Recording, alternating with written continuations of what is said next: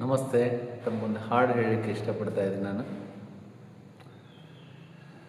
ಊರ ಮುಂದಿನ ಬಾವಿ ಯಾರ ತೋಡಿದರೇನ, ಊರ ಮುಂದಿನ ಬಾವಿ ಯಾರ ತೋಡಿದರೇನ, ಕಾಲು ಜಾರಿದರ ಕೈಲಾಸ, ಕಾಲು ಜಾರಿದರ ಕೈಲಾಸ, ನಾರಿಯು ಮನಸ್ಸು ಜಾರಿದರ ವನವಾಸ.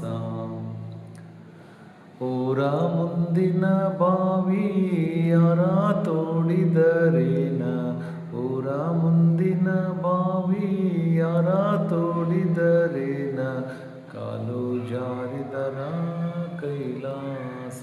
Thank you. ಆತ್ಮೀಯ ಬಂಧುಗಳೇ, ನಮಸ್ಕಾರ.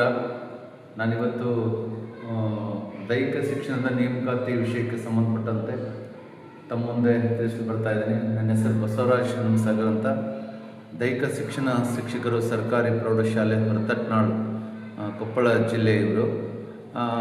ಈಗಾಗಲೇ ತಮಗೆ ನೇಮಕಾತಿಗೆ ಸಂಬಂಧಪಟ್ಟಂಥ ಕೆಲವೊಂದು ವಿಷಯಗಳನ್ನು ನಾನು ಶಾಲಾ ಅವಧಿಯ ನಂತರ ತಮಗೆ ಹೇಳಿಕೊಳ್ಳಿಕ್ಕೆ ಇಚ್ಛೆಪಡ್ತಾ ಇದ್ದೀನಿ.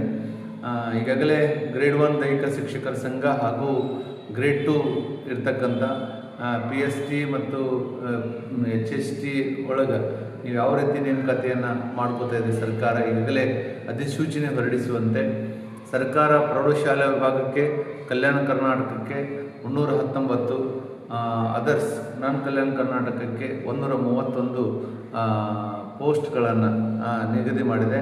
ಅದೇ ಥರನಾಗಿ ಪ್ರಾಥಮಿಕ ವಿಭಾಗಕ್ಕೆ 150 ಪೋಸ್ಟ್ಗಳನ್ನು ಕೂಡ ಸರ್ಕಾರ ನಿಗದಿ ಮಾಡಿದೆ. ಈ ಹಿಂದೆ ನಾವು ಈಗಾಗಲೇ 2000 ನಮ್ಗೆ ಗೊತ್ತಿರುವಂತೆ 2003ರಿಂದ ನೇಮಕಾತಿ ಪ್ರಾರಂಭವಾಗಿದೆ. ಅವೆಲ್ಲ ಗಮನಿಸಬಹುದು. 2003ರಿಂದ ನೇಮಕಾತಿ ಪ್ರಾರಂಭವಾಗಿದೆ. 2003, 2005, 2006, 2007, 2010, 2012, 2013, ನೆಕ್ಸ್ಟ್ ಮೊರಾರ್ಜಿ ವಸತಿ ಶಾಲೆಗಳಿಗೆ ಕೂಡ ನೇಮಕಾತಿಯನ್ನು ಸರ್ಕಾರ ಮಾಡಿದೆ.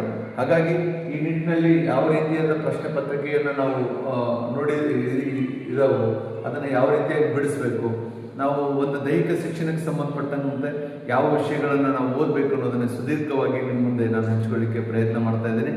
ಈ ಹಿಂದೆ ನಾನು ಅಪಾಯಿಂಟ್ ಆಗಿದ್ದು 2008ರಲ್ಲಿ, 2007ರಲ್ಲಿ ಎಕ್ಸಾಮ್ ಬರೆದು 2008ರಲ್ಲಿ ನಾನು ಅಪಾಯಿಂಟ್ ಆಗಿ ಇವತ್ತು ನಾನು ಕಾರ್ಯವನ್ನು ನಿರ್ವಹಿಸ್ತಾ ಇದ್ದೀನಿ. ದಯವಿಟ್ಟು ತಾವೆಲ್ಲ